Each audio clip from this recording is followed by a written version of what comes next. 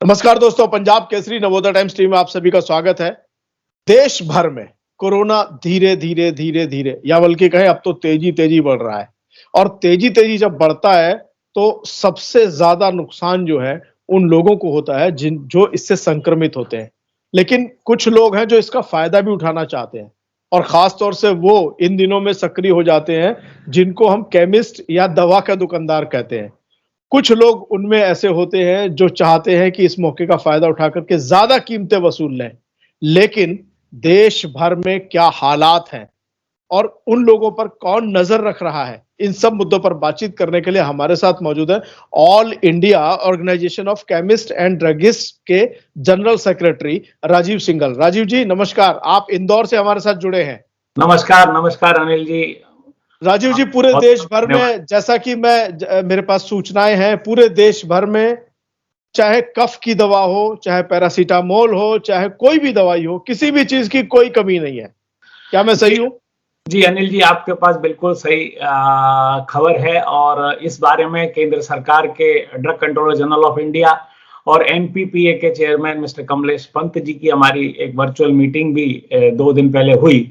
और उसमें सरकार ने इस बात का हमसे जानकारी चाही कि देश में आज की डेट में क्या स्थिति है इन दवाओं की, खासकर चूंकि ये अभी जो ओमिक्रॉन बोले या डेल्टा वायरस बोले, इस ओमिक्रॉन और डेल्टा वायरस के लिए कफ और paracetamol, ivermectin, azithromycin, vitamin C और जिंक, इन दवाओं की ज्यादा आवश्यकता पड़ेगी। हालांकि सरकार का प्रोटोकॉल अभी कहीं भी जारी नहीं हुआ है, लेकिन फिर भी अमूमन जो मरीज ठीक हो रहे हैं, जो हमें सीवियरिटी देखने को मिल रही है, वो उतनी ज्यादा क्रोनिक नहीं है जो कोविड काल फर्स्ट और कोविड काल सेकेंड में थी।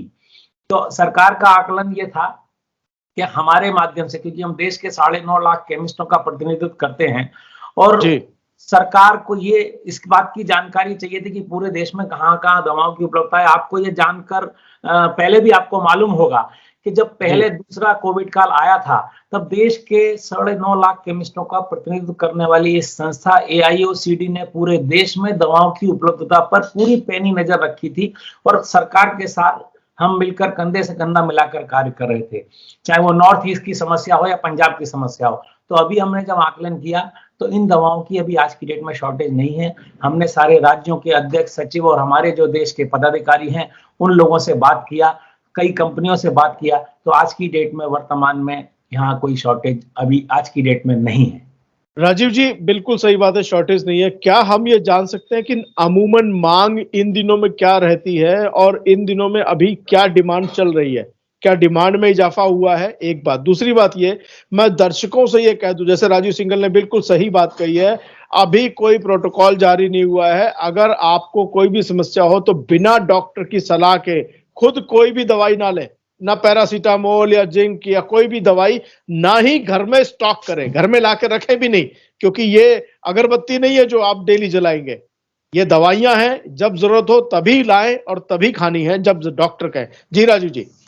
देखिए, आपने बिल्कुल सच कहा कि हम लोग all India chemist and druggist association के माध्यम से और मेरे 29 राज्य और सभी केंद्र शासित प्रदेशों के माध्यम से हम सभी केमिस्टों को, 9.5 लाख केमिस्टों को यही हिदायत देते हैं कि कोई भी अनावश्यक अपने यहाँ दवाओं का स्टॉक केमिस्ट भी ना रखें, क्योंकि अगर केमिस्ट स्टॉकिंग करेंगे, ज्यादा स्टॉकिंग करेंगे तो निश्चित रूप से किसी क्षेत्र में वो कम पड़ने वाली है। तो हमारा आश्रय यही रहता है कि हम पूरे देश में दवाओं की समान उपलब्धता कराएं ताकि कहीं भी शॉर्टेज ना हो। आपने सबसे पहले एक बात कही थी अनिल जी, मैं उसके बारे में आपको बताना चाहूंगा कि केमिस्ट अनावश्यक होर्डिंग या अनुचित लाभ नहीं लेते हैं। हमारा लाभ तो 8, 16 और 10 और 20% गवर्नमेंट के द्वारा निर्धारित है हर दवाओं में।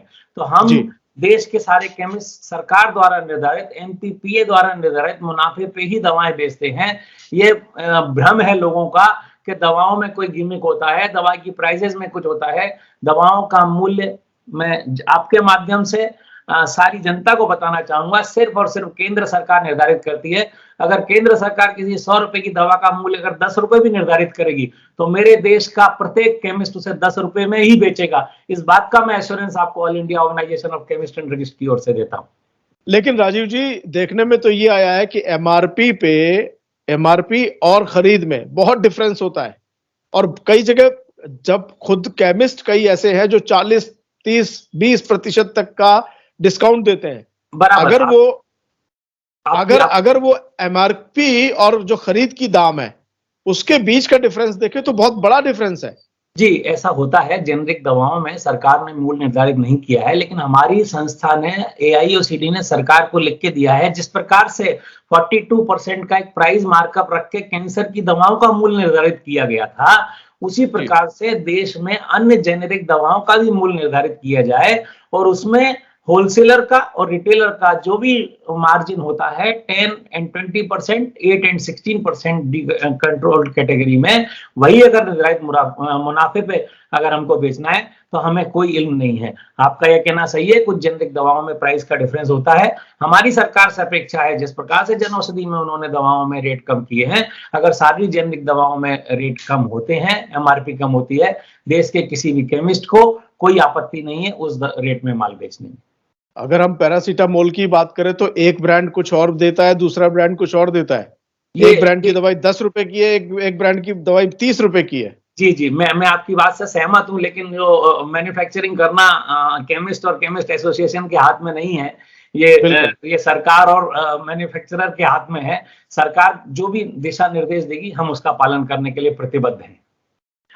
मैंने पूछा कि अभी डिमांड कितनी बढ़ी है और क्या कोई ऐसा आकलन है आपके पास कि सामान्य दिनों में ये 200 टन की जरूरत होती है, अब 250 टन हो गई, ऐसी कोई आकलन है कोई अपने पास? देखिए, टन की जहां तक बात है, मेरे को ऐसा तो कोई आकलन नहीं है, लेकिन अगर हम बात करें अमूमन, हम कोविड काल को अगर छोड़ें और हम सर्दी, ये जो हमारा जो पीरियड है नवंबर, दिसंबर या जनवरी का, ये अमूमन नॉर्थ इंडिया में और इधर ज्यादा सर्दी का पीरियड रहता है, तो वैसे भी कफ सिरप और ये बुखार की चीजों की डिमांड ज्यादा रहती है।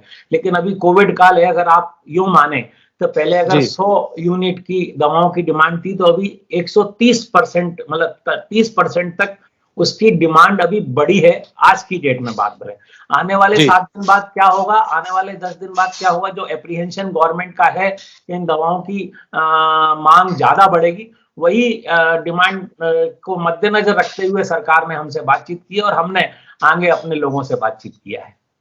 मैं चाहूंगा कि एक बार आप पूरे देश के दर्शकों को फिर से बताएं कौन कौन सी दवाएं हैं जिनको ध्यान रखना है, और सभी केमिस्ट वाले भी सुन लें कि कोई भी दवाई की होर्डिंग नहीं करनी है। एक बार ही आप अपने